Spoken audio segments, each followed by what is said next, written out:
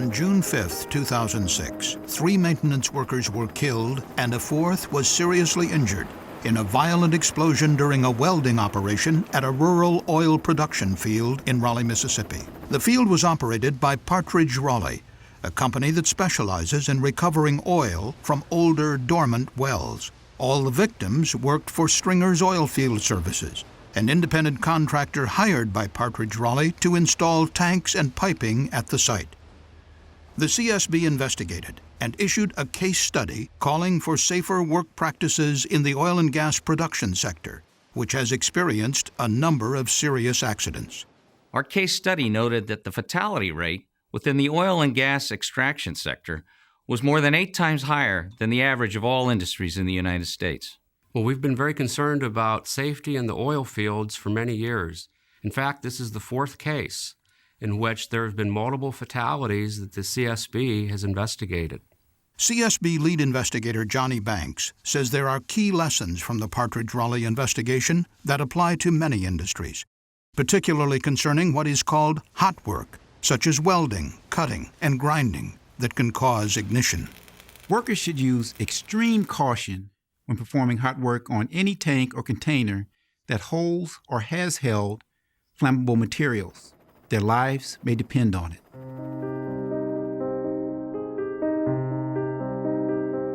The following animation shows how unsafe work practices and a lack of training led to a tragic loss of life at the Partridge-Raleigh Oilfield.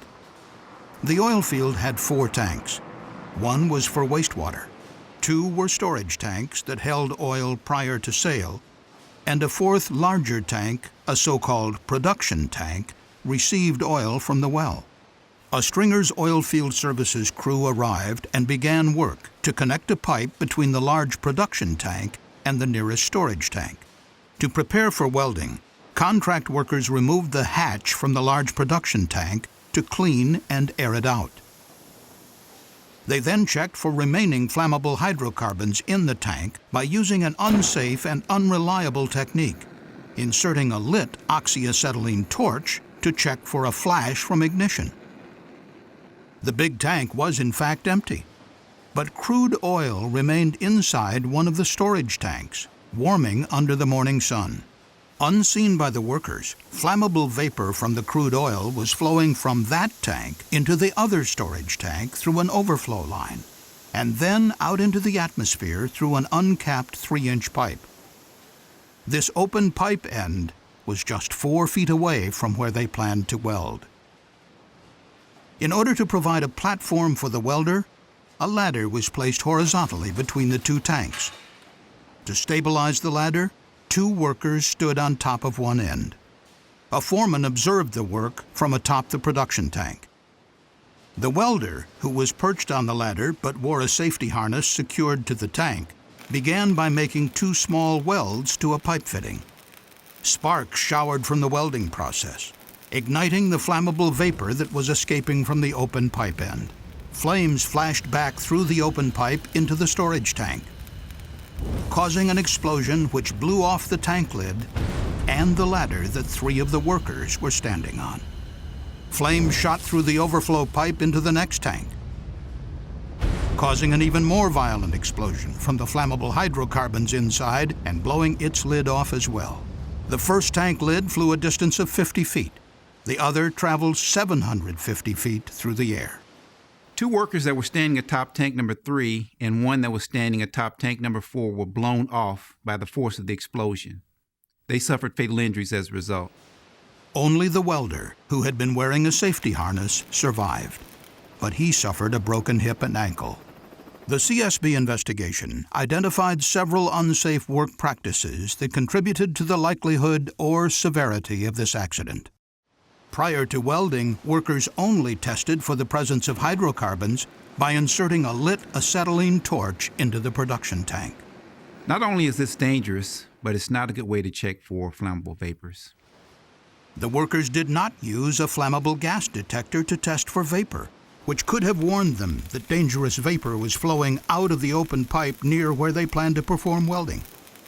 Another unsafe practice was not capping the open pipe, especially important since all the tanks were interconnected. and one contained a significant amount of crude oil. This case is a reminder that we need to look at hazards in the area around where we're working, that equipment that may be nearby that isn't directly involved in the job that you're doing, such as welding, can have deadly consequences if you don't address the hazards. The CSB report also noted that the use of a makeshift work platform, the ladder braced by workers standing on top of the storage tank, unnecessarily put these two men in harm's way.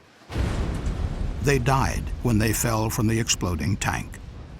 The American Petroleum Institute, the National Fire Protection Association, and other organizations provide guidelines for safely performing hot work.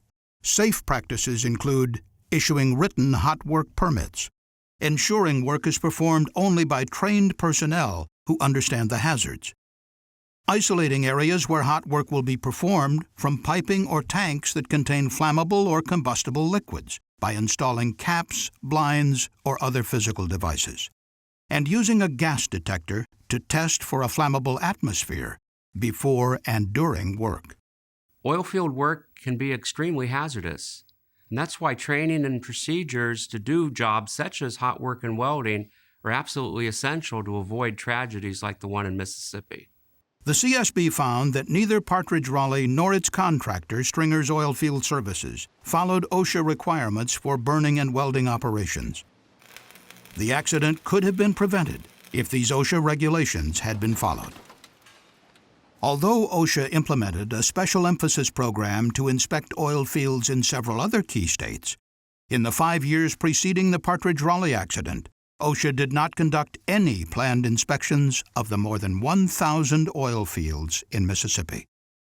Based on the findings of the investigation, the CSB issued several recommendations. In addition to specific recommendations to Partridge-Raleigh and Stringers, the CSB recommended OSHA's area office in Mississippi implement a local emphasis program to inspect oil and gas production companies.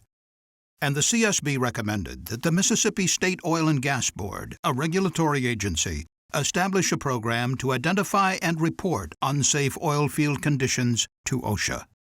Accidents like this need not take place if companies follow regulations and safe work practices. For more information on the Partridge-Raleigh accident, please visit our website at csb.gov.